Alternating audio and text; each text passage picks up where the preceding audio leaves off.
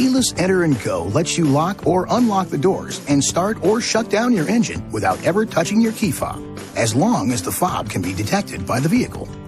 To lock or unlock either of the front doors, you'll need to have the key fob on your person within 5 feet or 1.5 meters of the handle in use.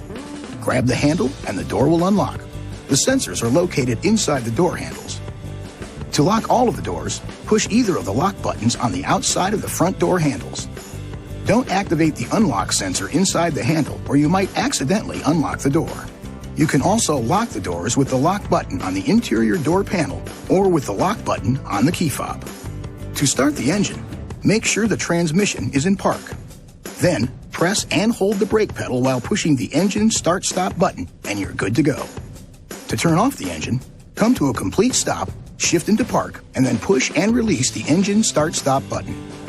To use accessories without starting the vehicle, don't press the brake pedal.